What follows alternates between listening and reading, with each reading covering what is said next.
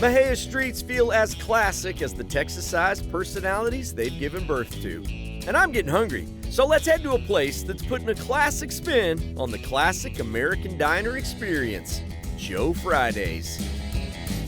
The walls are covered in vintage decor, while the kitchen serves up vintage recipes like old-fashioned cheeseburgers and hand-spun milkshakes, right alongside modern upgrades to classic dishes. Steven, what do we have here, man? Our fried green tomatoes, it's our signature appetizer. Signature appetizer. That means y'all are rich, deep Southern sort of eatery. Oh my gosh, that's good. These are owners Val and Stephen Friday. Stephen grew up cooking, went to culinary school, worked at high-end resorts, all before moving to Mexia to share his fresh take on diner grub. All right, $1 million question. Who's Joe? Granddad was in the end of the Korean War, and he was in Vietnam, and he was a Green Beret. They called him Sergeant Joe Friday because of the TV show Dragnet. I thought his name was Joe all my life, and then we get the wedding invitation, and there's Elmo on there, and I'm like, who is Elmo? Who's Elmo? I was like, no wonder he never wanted to go by anything but Joe. Well, Elmo Joe Friday would be proud, as Stephen comes from a long line of family cooks. My grandmother owned a butcher shop and canned a lot of stuff and sold them at the shop. I see a bunch of jarred stuff up there on the counter. The pickles are actually her recipe. I was worried I was gonna not be able to open that on camera. Oh man, that's addictive. That jar has no hope for the rest of this day.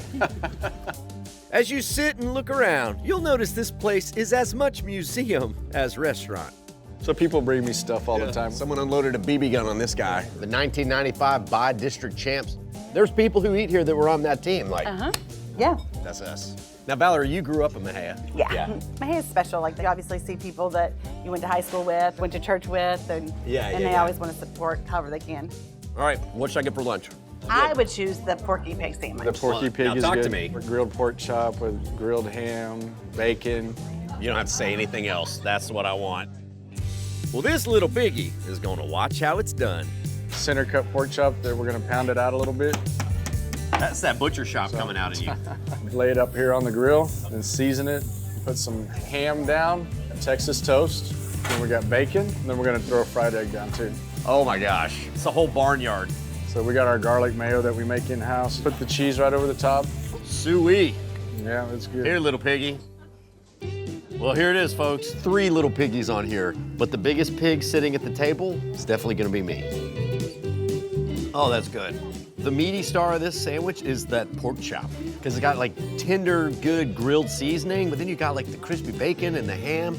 I was a little worried it was gonna be too much. Like we had hit our pork threshold and just rocketed right over it, but it's not. This sandwich is excellent. And not to be upstaged by the lemon pepper steak fries.